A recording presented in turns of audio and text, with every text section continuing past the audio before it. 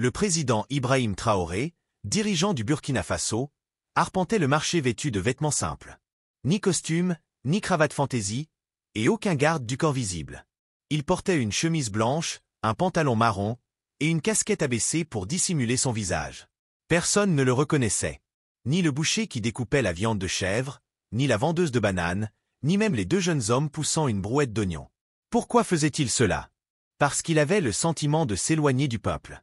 Ses conseillers lui assuraient que tout allait bien, que le pays était en paix, mais son intuition lui soufflait le contraire. « Je veux voir par moi-même », avait-il dit à sa femme ce matin-là. « Je veux ressentir ce que les gens vivent, entendre ce qu'ils disent quand ils pensent que je ne les entends pas. » Elle l'avait regardé avec inquiétude. « Fais attention », l'avait-elle prévenu. « Tu es un homme bon, et les hommes bons ont souvent beaucoup d'ennemis. » Ibrahim lui avait souri et embrassé tendrement le front. « Ne t'inquiète pas. Je serai de retour avant le coucher du soleil. » Maintenant, au milieu de la foule, accompagné discrètement de deux gardes déguisés en civil, personne ne lui prêtait attention. Jusqu'à ce qu'un son étrange attire son oreille. Une vieille radio grinçante, attachée à un bâton, diffusait une voix juvénile. « Dernière nouvelle. Danger au palais. Des traîtres prévoient de tuer le président Traoré ce soir. » Ibrahim s'arrêta net. La voix venait d'un garçon d'une douzaine d'années, vêtu d'un short déchiré et d'un t-shirt sale. Sa radio, rafistolée avec des fils et du plastique, grésillait mais fonctionnait. Debout sur une vieille caisse en métal, le garçon scandait les nouvelles comme un journaliste de fortune. Des ennemis au sein du gouvernement. Il compte frapper lors d'une réunion secrète. Je répète, il y a un complot pour tuer le président ce soir. Certains riaient, d'autres lui jetaient quelques pièces dans une tasse rouillée. La plupart le prenaient pour un simple gamin des rues en quête d'attention. Mais le cœur d'Ibrahim se serra. Il s'avança discrètement parmi la foule, jouant le rôle d'un badaud curieux, et s'approcha du garçon. « Et, où as-tu entendu ça ?»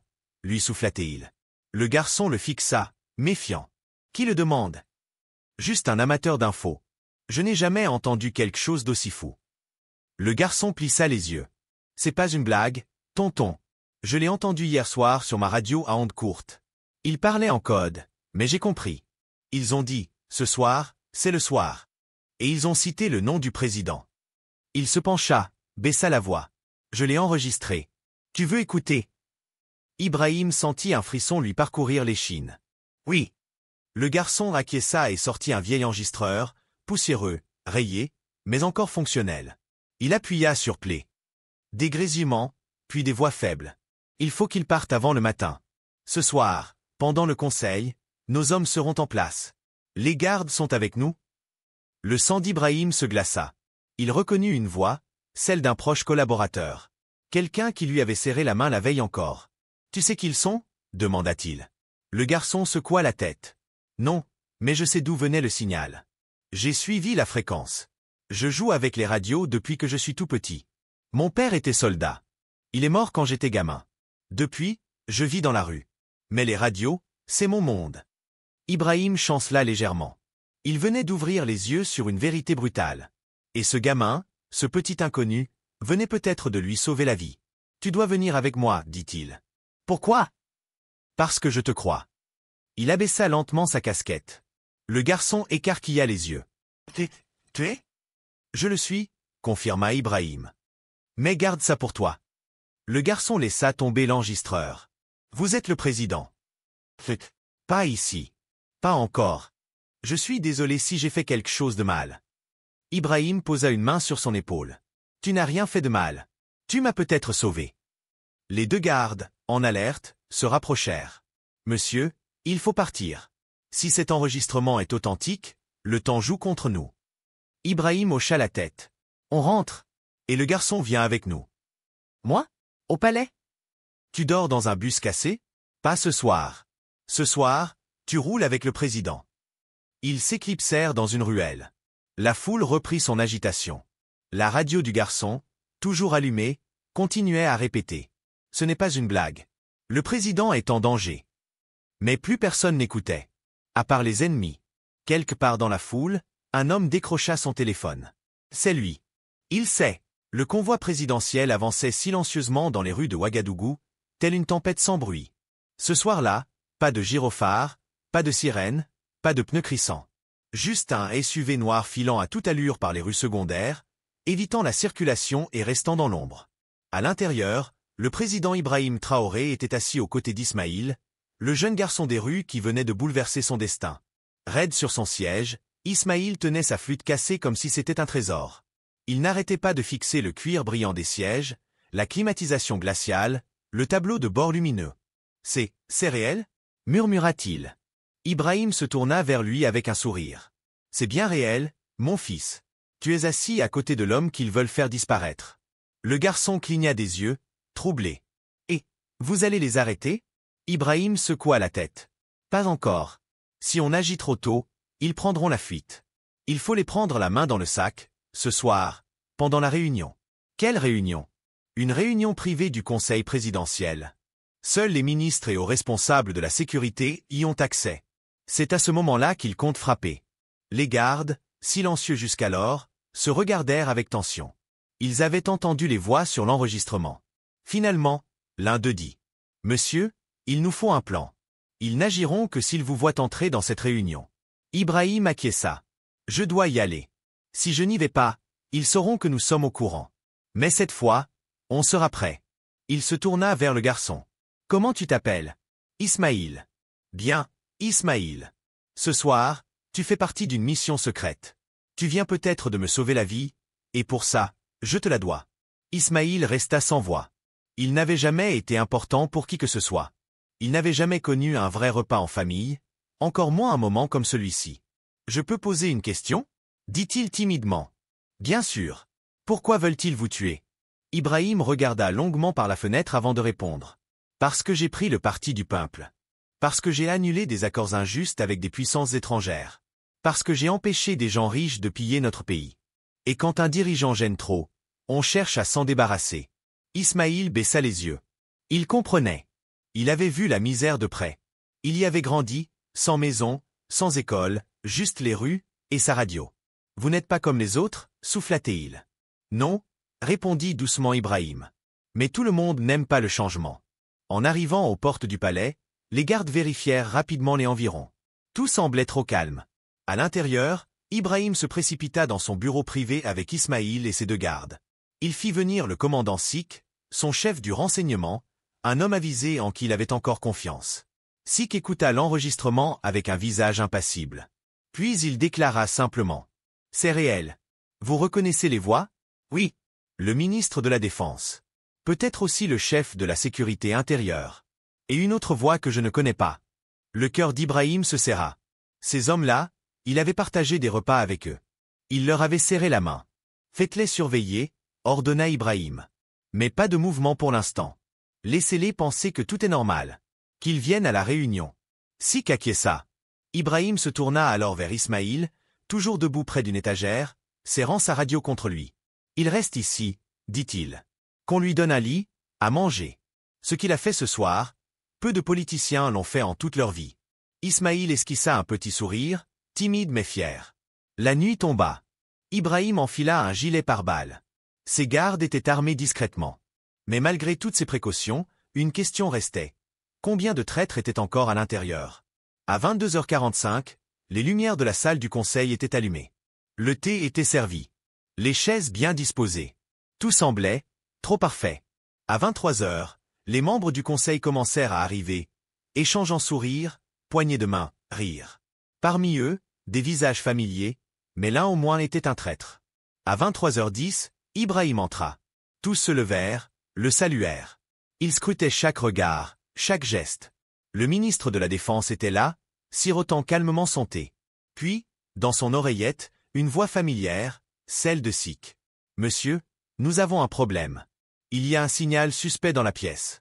Quelqu'un transmet la réunion en direct. Il y a un espion ici. » Ibrahim resta impassible. Il venait d'entrer dans la fosse aux lions.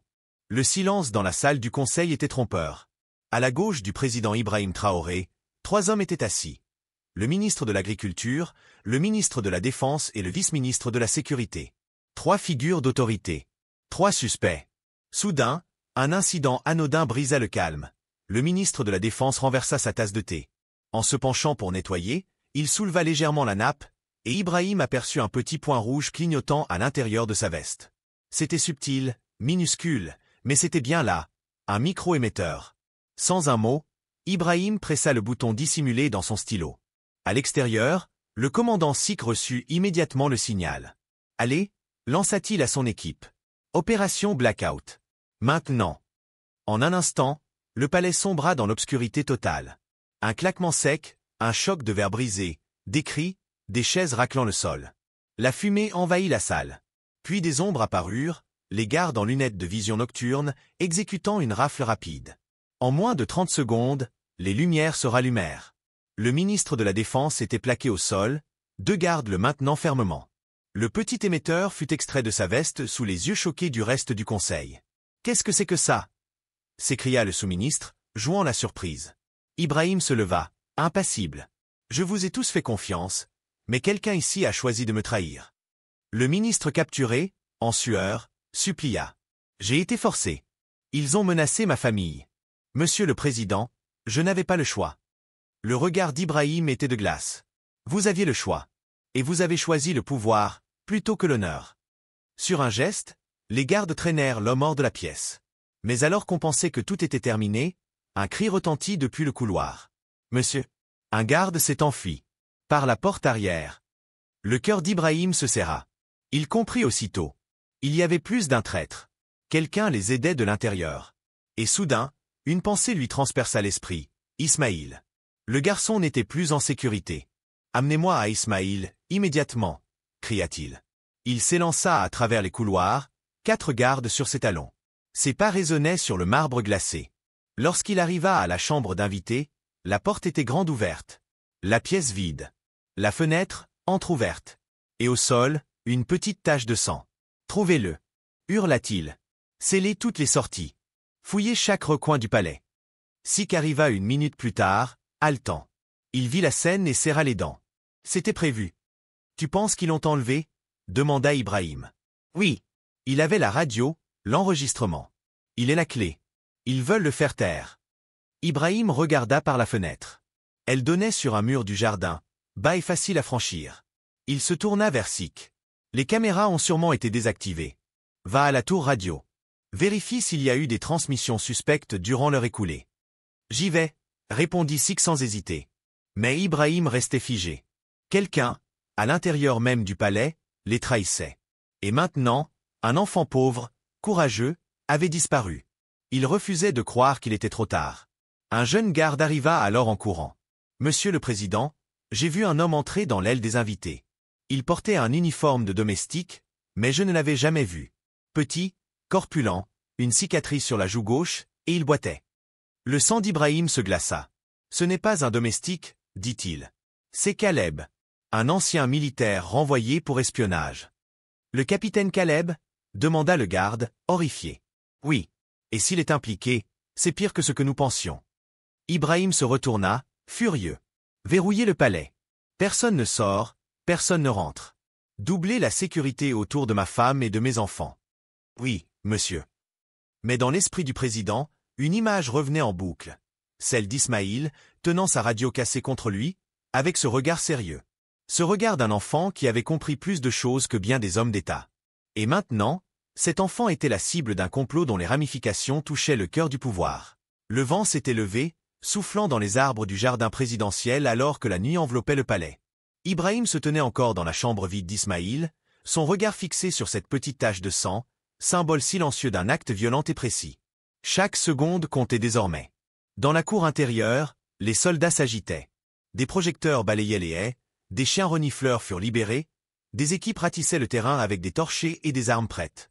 Mais Ibrahim savait que si Caleb avait planifié l'enlèvement, il n'avait laissé aucune trace facile à suivre. Soudain, son oreillette grésilla. « Président, ici Sik. On a capté une transmission radio brève, encryptée, à haute fréquence. Elle venait d'un camion de livraison qui a quitté la zone il y a 20 minutes. Je pense que c'était un leurre. Et la vraie piste ? Un garde à l'entrée sud dit avoir vu un fourgon de maintenance sortir sans vérification complète, juste après la coupure de courant. Il était censé transporter des équipements électriques. Trouvez ce fourgon. Localisez-le. » Ibrahim quitta la pièce sans un mot. Dans les couloirs, les membres du personnel étaient alignés contre les murs, fouillés un par un. Certains pleuraient, d'autres tremblaient. La peur s'était installée comme une brume épaisse. Mais Ibrahim ne s'arrêta pas. Il descendit jusqu'à la salle de surveillance du palais, où défilaient les images captées avant la panne. Remontez à 1 heure avant le blackout, ordonna-t-il. Concentrez-vous sur l'aile des invités et les couloirs techniques. Les images défilèrent, saccadées. Puis, un arrêt. L'écran montra un homme en tenue de domestique, boitant légèrement, poussant un chariot. Il s'arrêta devant la chambre d'Ismaïl. L'image suivante montrait le chariot vide. Le garçon avait disparu. Il a caché dedans, murmura Ibrahim. Il se redressa. Thick. Oui, monsieur? Il ne peut pas avoir été loin. Caleb n'a pas seulement enlevé le garçon. Il a sûrement prévu de le faire sortir du pays. Regarde les hangars d'aviation, les pistes secondaires, les tunnels de maintenance. Il y a peut-être une sortie oubliée. Compris. Je déploie une équipe immédiatement. Mais tandis que l'appareil de sécurité s'activait, un nom revenait dans la tête d'Ibrahim. Caleb, un officier rusé, spécialiste des opérations clandestines, disparu après avoir été limogé. Il connaissait les points faibles du palais, les angles morts, les timings de la garde. Et il n'agissait jamais seul. Ibrahim se tourna vers son chef de la sécurité. Je veux les dossiers complets sur tous ceux que Caleb fréquentait pendant son service. Même les anciens agents, les retraités, les sanctionnés. Tout de suite, monsieur. Un long silence s'installa dans le bureau. Ibrahim s'approcha d'un tableau sur lequel était affichée une carte du palais et de ses environs. Il y posa sa main, comme s'il cherchait à sentir le pouls de la trahison. Puis il murmura. Ils ont kidnappé un enfant pour faire taire la vérité. Mais ils viennent de déclencher quelque chose qu'ils ne pourront pas arrêter.